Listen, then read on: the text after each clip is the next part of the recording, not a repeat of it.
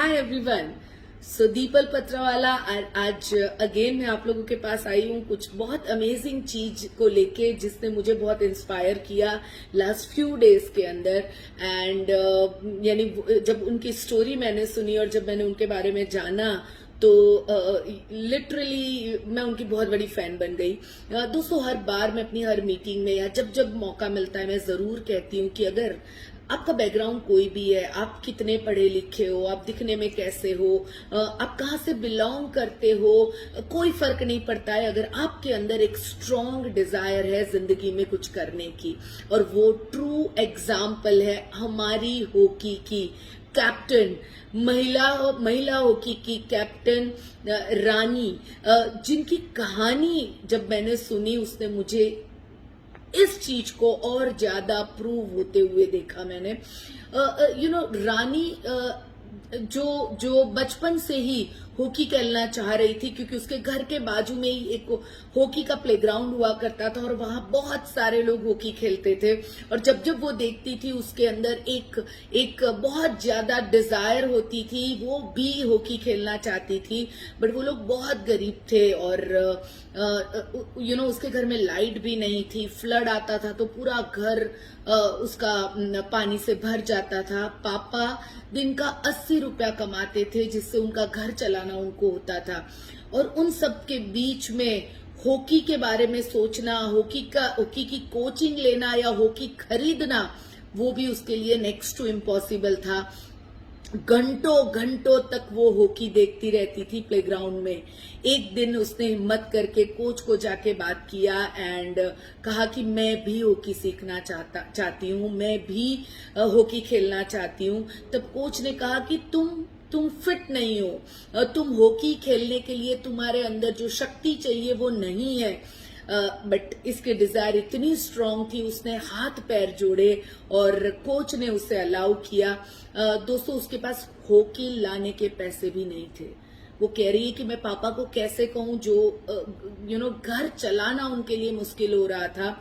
कहीं से उसे टूटी हुई हॉकी मिली और उससे उसने प्रैक्टिस करना शुरू किया। वो खेलने जाने लगी दोस्तों। और वहां पे एक कंडीशन हुआ करती थी, सुबह 5 बजे उसे जाना होता था खेलने के लिए। बट उसके पास अलार्म क्लॉक नहीं हुआ करता था, तो उसकी मम्मी सुबह जैसे उजाला होता था उसका ध्यान रख के खड़ी रहती थी और उस हिसाब से वो अपने टाइम पे हॉकी खेलने जाती थी। और एक कंडीशन थी कि रोज जब हॉकी खेलने सुबह जाते हो तो 500 ml मिल्क लेके जाना होता था। वो सबसे पहले उन्हें पीना होता था क्योंकि वो ताकतवर बन सके। बट 200 ml से ज्यादा का दूध वो अफोर्ड नहीं कर सकते थे। वो क्या करती थी, 300 ml पानी मिक्स करती थी उसमें, किसी को नहीं मालूम था ये बात। और 500 का वो दिखा के वो पीती थी और उस तरह उसने हॉकी खेलना शुरू किया। धीरे धीरे जैसे जैसे वो आगे बढ़ने लगी, उसने एक जो चैंपियनशिप थी वो जीती।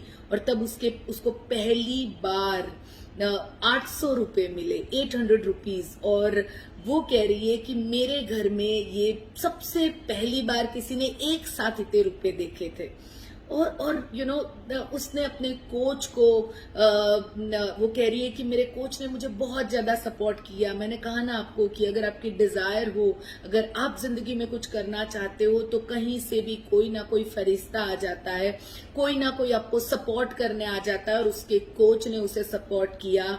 उसके लिए उन्होंने हॉकी खरीदी और चीजें, जो शूज और जो चीजें चाहिए वो खरीदा। उसके पास जब वो प्रैक्टिस के लिए जाती थी ना तो उसके पास कपड़े भी नहीं होते थे, वो सलवार कमीज पहन के हॉकी खेला करती थी दोस्तों। बट तो भी उसने अपनी जिद को नहीं छोड़ा, वो करती गई और बहुत मेहनत की, उसने लगातार मेहनत की। एंड वो एक के बाद एक चैंपियनशिप जीतती गई। वो सिलेक्ट हुई एंड धीरे धीरे जैसे जैसे आगे बढ़ती गई उसने अपने परिवार के लिए एक घर खरीदा।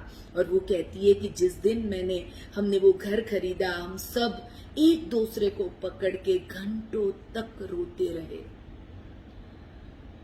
एंड आज उनको कौन नहीं जानता, सिर्फ इंडिया में नहीं पूरी दुनिया में लोग उन्हें जानने लगे हैं। वो कहती है कि सबसे ज्यादा खुश मैं उस दिन हुई जिस दिन मेरे पापा के फ्रेंड एक दिन आए और उन्होंने कहा कि मेरी बेटी आपको आइडल मानती है और वो आपसे हॉकी सीखना चाहती है। और उस दिन मेरे लिए कहती है कि मेरे लिए एक अलग ही दिन था।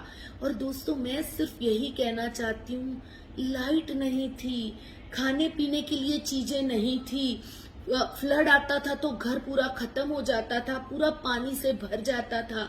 ये सब सिचुएशन में भी वो हॉकी खेलने के सपने देखती थी। उसके दिमाग में एक ही डिजायर थी कि मुझे हॉकी खेलना है।